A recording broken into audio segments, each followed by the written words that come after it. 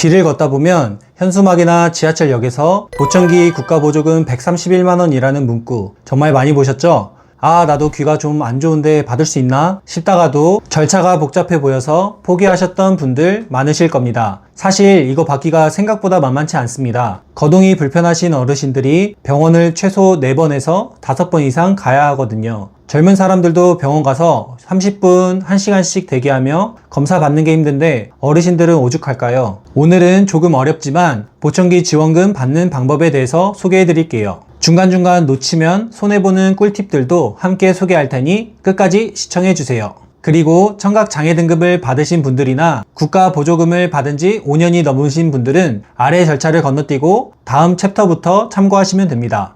먼저 보청기 보조금을 받기 위해서는 청각장애 등록이 되어야 합니다. 예전에는 청각장애 2급부터 6급까지 나누어져 있었는데 이젠 급수가 없어지고 장애 정도로 구분합니다. 1급에서 3급은 중증, 심한 장애, 4급에서 6급은 경증, 심하지 않은 장애로 표기됩니다. 양쪽 귀가 60dB 이상이거나 나쁜 쪽 귀가 80dB이면서 좋은 쪽 귀가 40dB 이상인 경우 청각장애를 받을 수 있습니다. 여기서 주의할 점이 하나 있습니다. 장애 등급이 장애 정도로 바뀌면서 용어가 헷갈려서 결정서를 보고 장애 등급이 안 나왔다고 생각하시는 분들이 많으니 꼭 잘 체크하시기 바랍니다. 심하지 않은 장애 라고 표기되어 있으면 등급이 정상적으로 나온 것이니 안심하세요.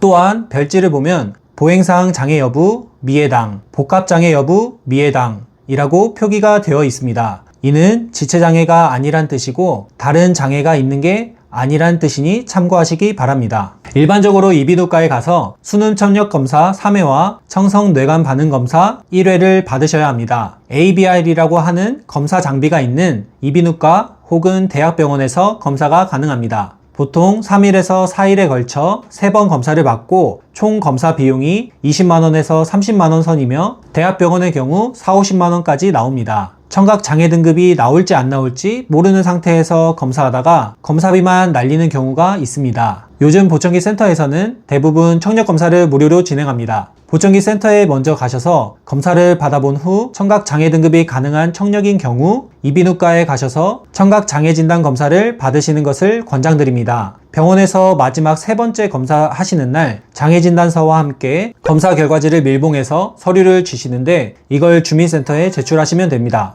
장애 등급 심사는 약 30일에서 45일 정도 소요됩니다. 그리고 최근 들어 심사가 더 까다로워졌습니다. 최근 6개월 내에 이비인후과 진료 기록이라든지 청력 검사 기록이 없다면 일시적인 나청이라고 판단하여 재검사가 나오거나 미해당 판정이 나올 수 있습니다. 따라서 예전에 동네 병원이나 대학병원에서 청력 검사를 받은 기록이 있다면 서류를 떼서 같이 제출하시기 바랍니다. 의료급여 수급자의 경우 장애진단비 15,000원을 환급받을 수 있습니다. 검사하신 병원에서 진료비 세부 내역서와 병원 직인이 찍힌 A4 크기의 영수증 원본, 통장 사본을 가지고 주민센터에 환급 신청을 하시면 됩니다. 결과를 통보받았는데 재검사가 나온 경우 다른 병원에 가서 다시 검사를 받아야 합니다. 보통 수능 청력 검사 1회와 ABR 검사 혹은 ASSR 검사 1회가 필요하며 재검사 비용 또한 5만원 환급이 가능합니다. 자세한 사항은 국민연금공단 혹은 관할 주민센터에 문의하시면 안내받으실 수 있습니다. 미해당이 나온 경우 90일 이내에 이의 신청을 할 수 있습니다. 여기까지 진행해서 청각장애 정도 결정서를 받으면 80%는 성공하신 겁니다. 다음 순서로는 보장구 처방전을 받아야 합니다. 지참 서류는 복지카드 혹은 장애 정도 결정서가 필요합니다. 처방전은 쉽게 말해 이 사람이 보청기가 필요합니다 라는 서류라고 보시면 됩니다. 장애진단 검사 받은 곳에서 처방전을 받으실 수 있고 음장 검사가 가능한 이비인후과에서도 받을 수 있습니다. 이때 의료급여 수급자의 경우 처방전을 발급받아 주민센터에 제출합니다. 이후 장애인 보장구 의료급여 수급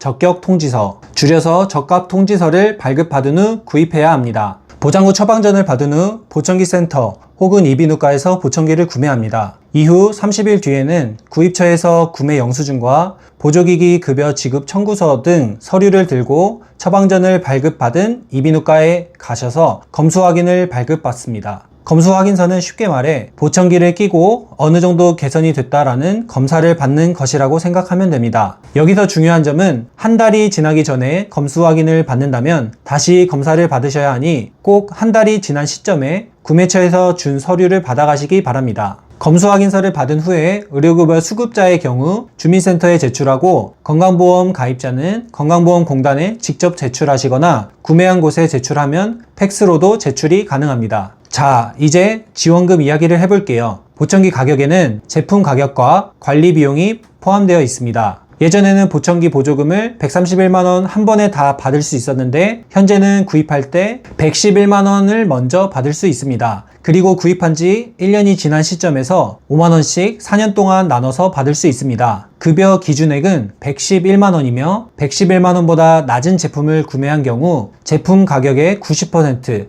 혹은 100%를 지원받을 수 있습니다. 111만원보다 비싼 제품을 구입하는 경우에는 99만 9천원 혹은 111만원을 제외한 나머지 금액을 추가로 납부하셔야 합니다. 예를 들어서 134만원 제품을 일반 청각장애 등록자가 구입할 시 실제 자기부담금은 34만 1천원이며 기초생활수급자나 차상위의 경우 23만원이 듭니다. 반대로 109만원의 제품을 구매할 시 자기부담금은 일반은 10만 9천원, 수급자나 차상위는 무료로 구매가 가능합니다. 나머지 20만원은 후기 적합 관리 비용으로 1년이 지난 시점에서 센터에서 청력검사, 보청기 소리 조절을 받고 5만원을 내면 나라에서 4만 5천원 혹은 5만원을 환급해 줍니다. 후기 적합 비용이 생긴 이유는 보청기만 구입하고 관리를 제대로 받지 못하는 사람들이 있기 때문입니다. 보청기는 장기적으로 청력검사를 받고 기기 점검을 받아야 합니다. 청력이 떨어지면 그만큼 소리를 키워줘야 하고 보청기 성능에 문제가 있을 때에는 수리를 받아야 합니다. 그렇기 때문에 보청기는 사후 관리가 중요한 의료기기이며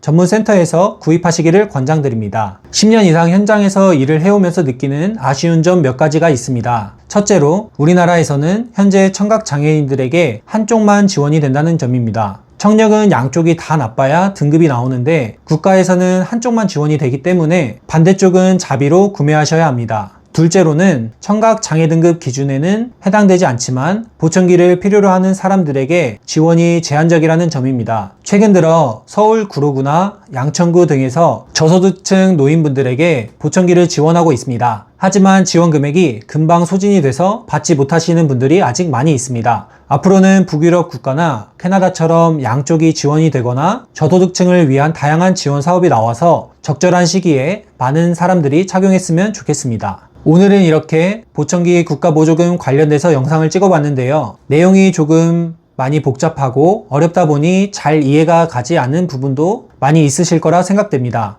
주변의 보청기 전문센터에서는 이 절차들을 자세하게 잘 알고 있으니 가셔서 여쭤보시면 자세한 설명을 들으실 수 있습니다. 다음 영상에서는 전문청능사가 뽑은 2026년 정부지원 보청기 탑3에 대해서 소개해 드릴 테니 아직 구독 안 하신 분들은 구독과 좋아요 부탁드립니다. 추가로 궁금하신 점이 있다면 가까운 위드히어링 보청기 센터로 연락 주시거나 아래 댓글로 남겨주시기 바랍니다. 감사합니다.